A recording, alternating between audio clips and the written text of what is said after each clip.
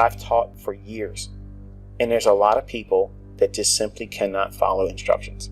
They can't follow rules, and they want to fault somebody else. They want to fault this one over here. They want to fault me.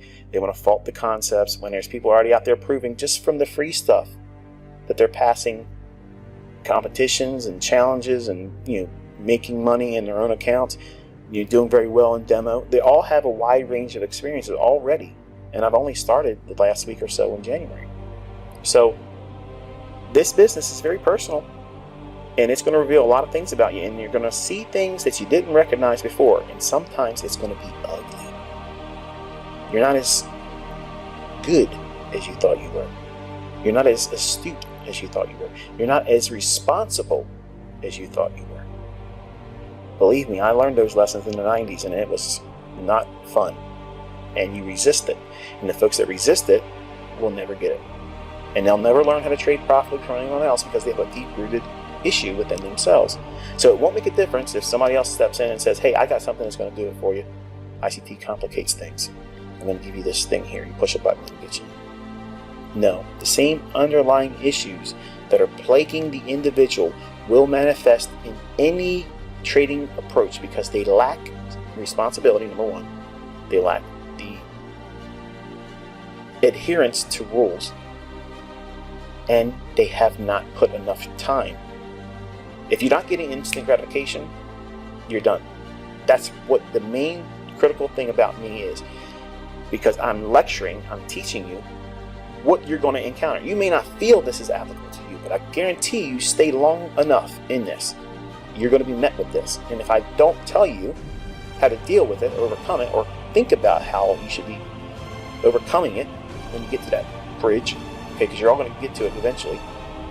Different times, different people. Everyone grows differently. But you're going to have these crossroads where you come to, where you feel like, I don't think I should be doing this anymore. I think I should be doing that. Or the grass looks greener on that over here. Or this person made money over here, and I haven't made money this week. So maybe my stuff's broken. Let me go over here and look at this. That's nonsense. There's people out there that don't trade like me, and they make millions because they are good money managers. Period. That's it. They have something that gives them a decision-making process. They call it their system, okay, or their edge. But really, they're just good money managers. Period. They have something that instigates the idea of a transaction in the marketplace. They have a faith-based system in believing that as long as it doesn't do this, go down to a level where they will put a stop, they'll stay with that idea. And then when it gets to another level, they get out. That's trading, okay? But the idea is, I don't think that profitable systems outside of what I'm teaching are linked to their actual system. It's linked to their adherence to their rules, sound money management, and not over trading and not over leveraging. Because literally, I could flip a quarter, and you could too. With sound money management, you could make an account be profitable. Now that sounds crazy, okay? Do it with a demo. That's what I'm suggesting to you here. Flip a quarter. If it's heads, you buy. Flip a quarter. If it's tails, you sell short. Do it every single day. Don't risk more than 0.5%. Aim for 1% and do that. Buy the open, sell the open. That's it. That's all you do. Use a 30 pip stop and trade a forex pair. Do it. Okay, and just test the idea and see how hard it is to blow the account. It takes a lot of effort to blow that account, but over time you can see that it can show profitability. Now, if you take that application and apply it to, okay, what happens if you limit your number of trades?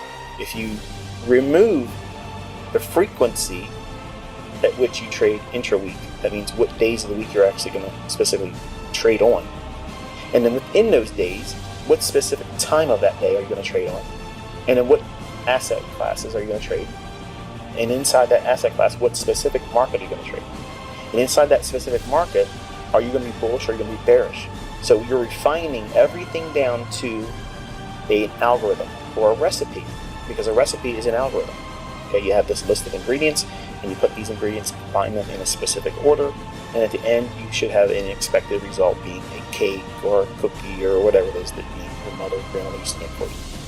Bottom line is, I'm giving you recipes. Now, it's up to you to decide on what you're going to do with this information. I show it, as you see every single week in my mentorship group. I talk about where the market's going to go beforehand. I'm not telling you to buy or sell short anything at any one particular level.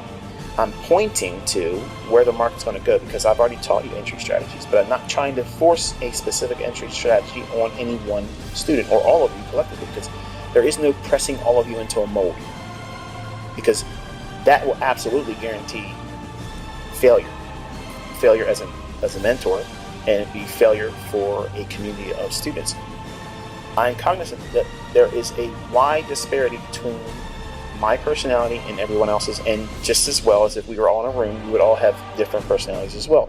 That's going to be an issue for all of you. So my teaching style allows for you to find your own style in the tools and concepts that I teach. Now, I could trade with every single one of them, and my better students can do it with a good list of them, but I don't have one student out there that can do everything well, perfectly. I haven't had that yet. I like to believe before I pass on, I will, but I don't have that yet. But I do have some extremely good traders, some consistently good, profitable traders. But I also have failures. These folks just simply can't get it.